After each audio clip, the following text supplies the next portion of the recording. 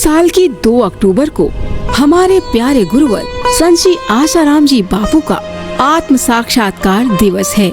आप सबको इस दिन की बहुत बहुत बधाइयाँ। बापूजी ने अपने गुरु साईं लीला शाह जी के साथ जो सुनहरे पल बिताए, उन्हें याद कर बापूजी का दिल गदगद हो उठता है।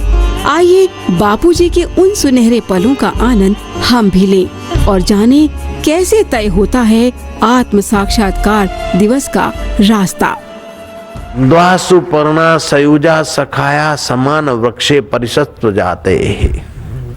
2 पक्षी हैं, एक ही वृक्ष पे बैठे हैं, एक ही डाल पे बैठे और एक ही जगह पे बैठे।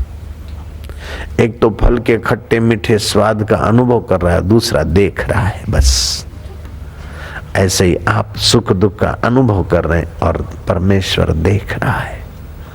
गलती ये करते कि सुखाकार वृत्ति से दुखाकार वृत्ति से जुड़ जाते हैं, अपने को दुखी सुखी मानते हैं और गहराई में देखे कि सुख को दुख को देखने वाला भी तो मैं हूँ।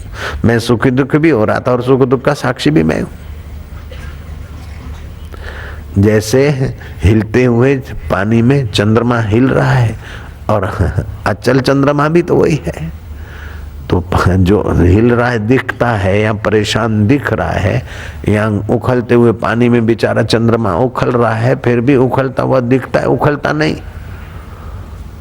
कढ़ाई में तप रहा है, जैसे पकोड़े तपेंगे ऐसा चंद्रमा थोड़ी तपेगा, लेकिन तपता हुआ दिखता है। शरीर और अंतःकरण में आया हुआ जो आकाश है, प्रतिबिंब है, शरीर और अंतःकरण को मैं मान ले तो जीव हो गया, लेकिन अपने मूल को मैं माने तो वही ब्रह्म हो गया, वही परमात्मा हो गया, महात्मा हो गया, भगवान हो गए, भगवान बुद्ध हो गए। लड़का तो वही था सिद्धार्थ, और भगवान बुद्ध हो गए, क्योंकि प्रतिबिंब ने अपने बिंब को जान लिया, जीवात्मा ने अपने परमात्मा स्वभाव को जान लिया। थे तो लीलाराम, लेकिन भगवान लीलाशाह हो गए, साईं लीलाशाह हो गए। होते थे तो वर्धमान, लेकिन भगवान महावीर हो गए, भगवान पतंजलि हो गए। फिर लोग भगवान कहे न कहे इसका कोई महत्व नहीं है। मेरे गुरुदेव कहते कि भगवान की कसम खा के बोलता हूं कि रोज भगवान का दर्शन करते हो, लेकिन यही है जानते नहीं। आप रोज भगवान का दर्शन करते हो, भगवान की कसम खा के बोलता हूं। महापुरुष झूठ क्यों बोलेंगे? मेरे मन में भी आता था कि बापूजी को भगवान का दर्शन साक्षात्कार हो गया है और उनकी कृपा से मेरे को भी आनंद तो आता है, लेकिन बापूजी को इतने लोग मानते हैं, बापूजी कभी कुछ कह देते तो वो होके रहता है। मेरे को साक्षात्कार, मेरे को भगवान का ज्ञान कैसे, क्या पता, बापूजी तो बोलते तो है। ऐसा मन में थोड़ा खटक खटक आभास ज्ञान में घटा। एक दिन सुबह को सत्संग हो रहा था तो बापूजी ने बोला कि कुछ लोगों के मन में होता है कि जो बापूजी का आत्मा है वही हमारा आत्मा है, तो बापूजी को तो इतने लोग दर्शन करके सुख पाते हैं, आनंद पाते हैं, आनंद आता है। बापूजी को तो इतने लोग मानते जानते और हमारे को तो नहीं। कुछ विचारों को ऐसा मन में होता है। अब वो लोग ध्यान से सुने तो मेरे मन मेरे को मिल गया नोटिस, तो उन लोगों में तो मैं ही था। ये लीलाशाह गीता सिर पे रखता है, मैं बोलता हूं जो लीलाशाह है वही तुम हो भाई। अब तो मान लो, निश्चय पक्का कर लो ना। गीता माथे पे रखता हूं, जो मैं हूं वो तुम हो, जो तुम हो वही मैं हूं। गीता लीलाशाह मत्थे देखना, अब तुम मान लो। फिर संशय टला तो विश्रांति मिली, विश्रांति मिली तो पता चला ये है। वो जरूरी नहीं कि बहुत लोग माने तभी हुआ, सबका अपना अपना प्रारब्ध है, अपना अपना कार्य क्षेत्र है।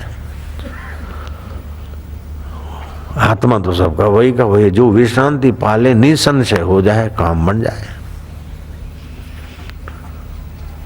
संशय सबको खात है, संशय सबका पीर, संशय की जो फाकी करे उसका नाम फकीर।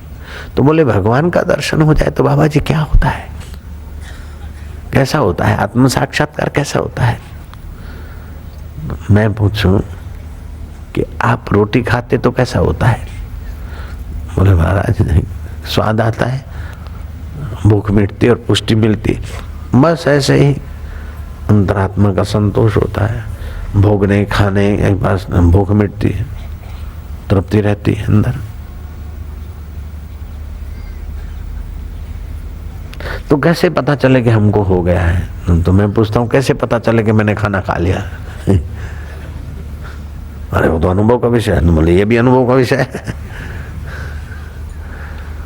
एक पहुंच गया ऐसा फक्कड़ ब्रह्मचारी, लेकिन था अर्धनास्तिक। बोले महाराज आप सिद्ध पुरुष हैं, पहले भगवान का दर्शन करा लो, फिर मैं मानूंगा कि भगवान है। बोले भाई भगवान का दर्शन पहले हो जाए फिर तू मानेगा। तू मान तो धीरे धीरे तेरी वृत्ति भगवताकार बनेगी, तभी तो अनुभव होगा।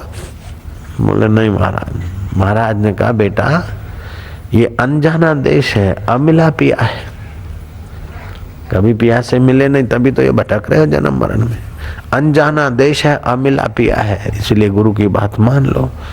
बोले जब लग न देखूं नयन तब लग न मानूं गुरु के बैन। ये तो सीधी बात महाराज, जब तक हम आंखों से देखते नहीं तब तक नहीं मानते। महाराज ने देखा कि अब इसका ऑपरेशन ही इलाज है। महाराज थे जरा मस्त रहे होंगे। बोले बड़ा आया भगवान का अनुभव करा तो तेरे बाप के नौकर है। साधु संत के पास जाना है तो तत्विधि प्रणिपाते न परिप्रश्न न सेवाया, विधि सहित श्रद्धा भक्ति से सेवा वेवा करो। बोले महाराज सेवा करने से भगवान मिल जाता है, तो बोलो मैं क्या सेवा करूं? बोले क्या सेवा करा? कम से कम प्रणाम तो करो श्रद्धा से। बोले मैं दंडवत प्रणाम करता हूँ। लंबा पड़ गया। महाराज भी थे बराबर, कस के मार दिया गुस्सा पीठ पे। ये क्या कर दिया महाराज? क्या ये भगवान का दर्शन ऐसे होता है? ये भगवान का दर्शन हो सकता? बोले क्या हुआ? बोले महाराज क्या हुआ? बहुत दुख रहा है। महाराज ने कहा अच्छा देखे कहाँ दुखता है, खमीस हटा देखे। बोले क्या महाराज ये आंखों से दिखेगा? बोले अच्छा ठीक है तो मैं सूंघ के देखूं। बोले सूंघने से नहीं पता चलेगा। बोले चाट के देखूं? बोले चाटने से भी नहीं चला, चख के भी नहीं आएगा। बोले जरा यूं दबोच के देखो। बोले मैं मर गया। बोले जब तक दिखे नहीं, सूंघने में आवे नहीं, अनुभव में आवे नहीं, तो मैं कैसे मानूं कि तेरे को पीड़ा है? बोले महाराज लगी हो तो आपको पता चले, ये तो अनुभव का विषय है। बोले जब एक गुस्से का पीड़ा भी अनुभव का विषय है, यह एक स्वाद भी अनुभव का विषय है, तो परमात्मा स्वाद भी अनुभव का विषय है बेटा। तो उसका अनुभव कैसे हो बाबा?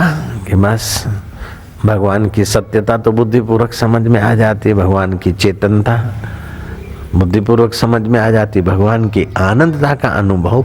विषय विकारों की इच्छा होती और इच्छा हटते जो झलक आ रही तो वो आनंद सुख जो मिल रहा है, ये सुखाभास है। जब सुखाभास है तो सुख भी है, प्रतिबिंब है तो बिंब भी है। आपको प्यास लगती है तो पानी है, पहले पानी होगा तभी प्यास बनी। ऐसे ही अगर सुख स्वरूप परमात्मा नहीं होता तो सुख की इच्छा ही नहीं होती आपको। सब सुख चाहते हैं, साधु असाधु, सेठ नौकर, गरीब, कीड़ी मकोड़ा, चूहा घोड़ा गधा कुत्ता बिल्ला, ऐसा कोई जो चेतन प्राणी हो सुख ना चाहता हो मेरे को लाके दिखाओ।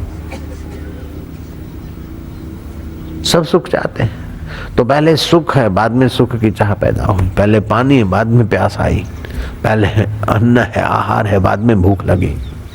चाहे वो अन्न किसी रूप में हो आहार, लेकिन था कहीं न कहीं है। ऐसे ही पहले परमात्मा है, परमात्मा सत्य चित्त और आनंद स्वरूप है, इसलिए आपको आनंद की चाह है। परमात्मा मुक्त स्वरूप है, इसलिए आप मुक्ति चाहते, कोई बंधन नहीं चाहता है।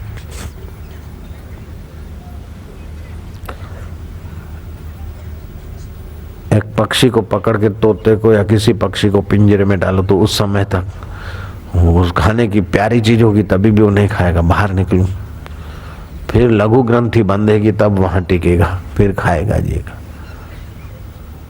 ऐसे लघु ग्रंथि को पूछते हैं तब हम बोलते हम जुड़े रहे बने रहे, जहान में ये मकान बना रहे ये बना रहे, लेकिन वास्तव में मुक्ति चाहते।